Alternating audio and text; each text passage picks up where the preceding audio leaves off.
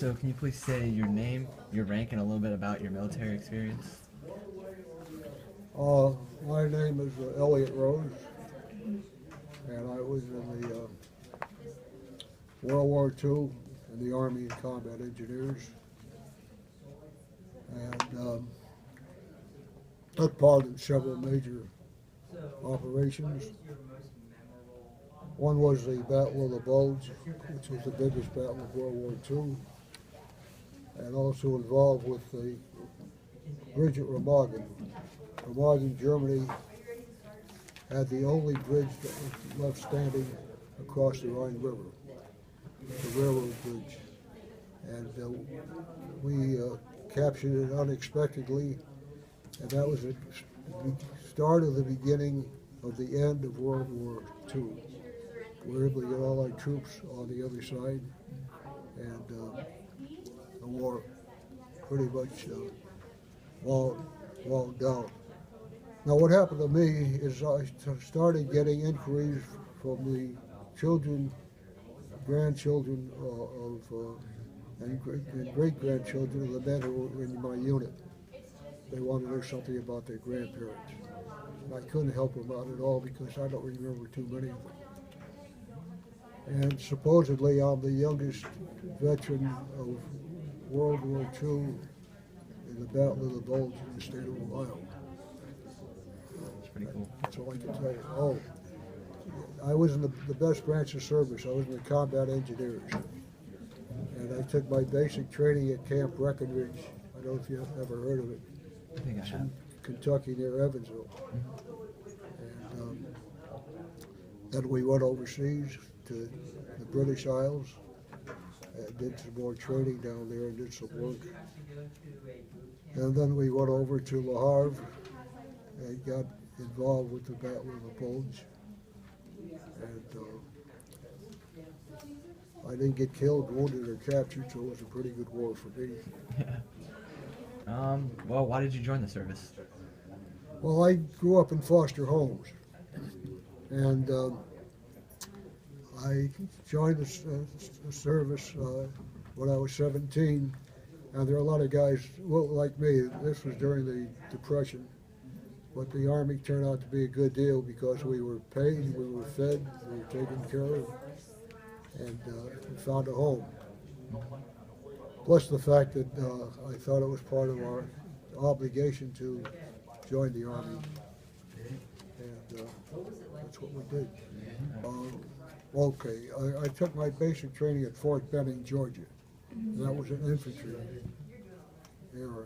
And everybody did that. Basic training was more or less breaking into the Army and learning how things are done. And that was about 3 months. Then after that, we were assigned to a specific unit. But anyway, we finished our training, and in September or October, we went to a place called Camp Shanks outside of New York City, and then joined a convoy of approximately 100 vessels going from New York to England. And we were constantly on the alert for submarines. It was one of the biggest convoys of the war.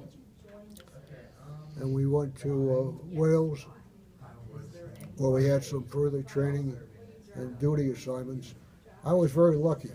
When I went in there, they wanted me to be a company clerk, and I didn't want to be a clerk. I wanted to be more active. They asked me what I wanted to do. I said, I'd like to be a driver. They said, do you know how to drive trucks? And I said, yes. That was the first lie I told.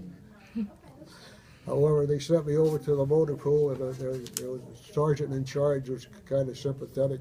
He said, I'm going to teach you how to be a good driver, how to double clutch and things like that. So it was a very good assignment for me. And I was also the youngest person in that outfit, too.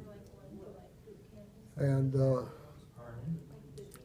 I guess our biggest operations were the Battle of the Bulge, and that was also the coldest winter in Europe in 30 years, and we had a lot of people who had trench foot. We didn't have the proper footwear.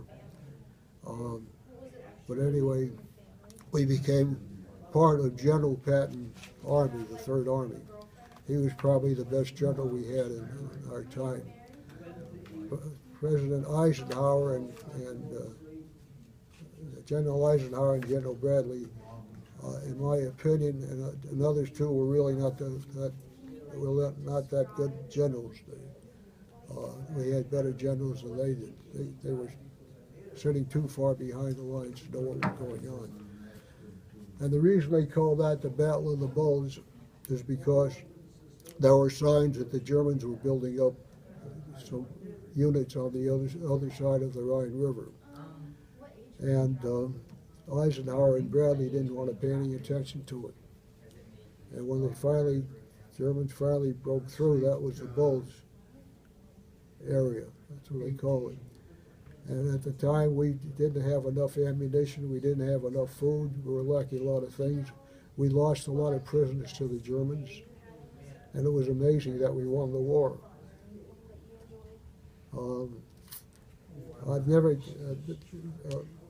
Last year, I started hearing from some of the grandchildren of the people I was in the Army with, who wanted to know something about their fathers. And I couldn't tell them very much. I didn't remember any of them. I wasn't very active. So that was World War II. I was also in the Korean War, in the Air Force. And last year, I was part of a group invited by President Obama to honor the veterans of the Korean War. Well, we have not won a war since World War II. We've been involved in lots of wars, and we've been losing them all. And I was very disappointed. I was hoping that when President Obama became president, he'd bring all our troops home instead of keeping them scattered all over the world.